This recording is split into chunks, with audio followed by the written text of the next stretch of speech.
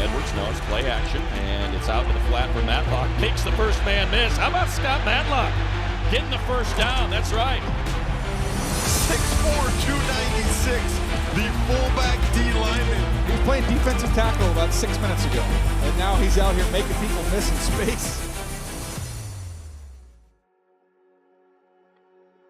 My name is Scott Matlock, born and raised here in Boise, Idaho. Went to Boise State University for 5 years and currently with the Los Angeles Chargers. Was born and raised here, grew up with two loving parents and an older brother of 5 years. Parents got divorced around 7 or 8, and then lost my dad due to testicular cancer at the age of 9, and then lost mom at the age of 13 due to heart disease. And at that point is when I entered foster care system, and was in the system for about four years before I got adopted. When I went out to Homedale and met my current foster parents who ended up adopting me, I did not know who they were. It was my first time meeting them, first time really leaving the Treasure Valley, or the city of Boise, really. So meeting them was tough, and like the culture shock was really hard. But I would not be here if it wasn't for them. They moved mountains for me. They did everything they could to love me like one of their own, and did everything they could to make me happy and try and just make me feel welcome and comfortable in their family. Obviously, I was going through a hard time, and I sure did make it hard on them too, that's for sure. At first, it was, a little bit uneasy, and you didn't feel comfortable there in that situation, which is natural for any foster home if you don't know that family.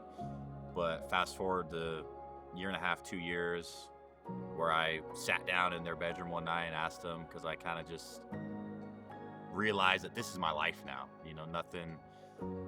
This is it. This is the path I'm on. This is the course I'm on. This is my school. These are my friends. These are the things I do.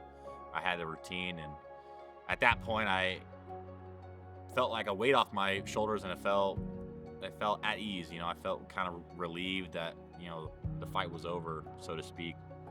My older brother was always that kind of light at the end of the tunnel for me. Being able to watch him play college football and him chase his dream was an inspiration to me. But along the same lines of following my brother in his footsteps, my football coach and soon-to-be principal at Homedale High School was someone who saw the potential in me from a very early age. Just honestly, as soon as we met each other, Matt Holter, he was always there at my side, coaching me, helping me become a young man and a young adult, and giving me life advice.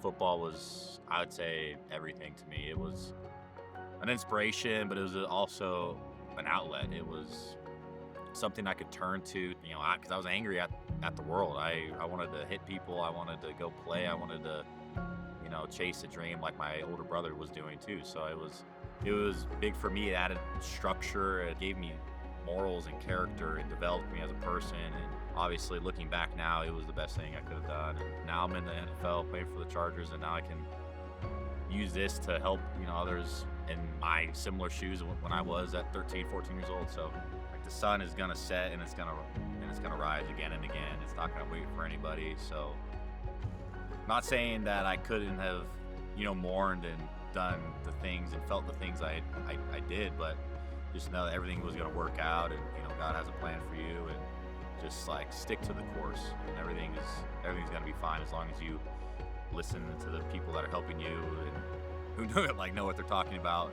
I couldn't conquer the world at 14 years old, but just know that everything's gonna be okay, and just take it day by day, find an outlet, and find something you're passionate in, and have a dream. Just because you're in a tough spot doesn't mean that you can't dream and have goals and aspirations. So I would just say keep chasing those as well.